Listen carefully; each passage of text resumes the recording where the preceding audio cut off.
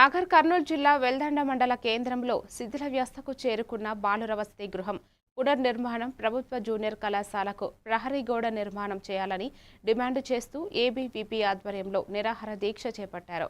సమస్యలపై ఎమ్మెల్యేకు పలుమార్లు వినతులు ఇచ్చినా స్పందన లేకపోవడం బాధాకరమని నాయకులు విమర్శించారు. వెంటనే చర్యలు తీసుకోకపోతే ఆందోళనను మరింత ఉధృతం చేస్తామని హెచ్చరించారు. ఈ నిరసన దీక్ష కార్యక్రమం చేపట్టడం జరుగుతుంది.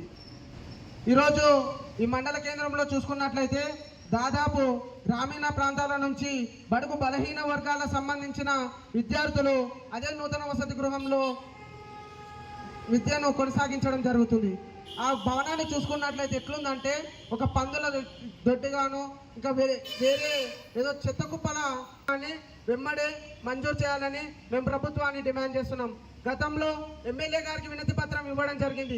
ఎమ్మెల్యే గారు ప్రభుత్వాన్ని మేము డిమాండ్ చేస్తున్నాం, దయచేసి వెంటనే బీసీ వసతుల నూతన భవనాన్ని శాంక్షన్ చేయాలి.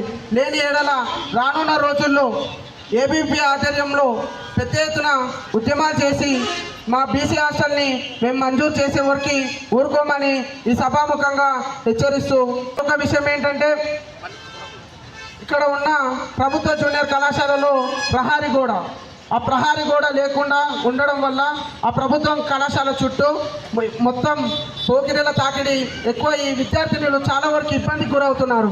వెంటనే ఆ ప్రహరీ గోడను కూడా నిర్మించాలని తెలియజేస్తూ ప్రభుత్వాన్ని మీ మొండి వైఖరిని మార్చుకోవాలని మరోసారి డిమాండ్ చేస్తూ సెలవు తీసుకుంటున్నాను.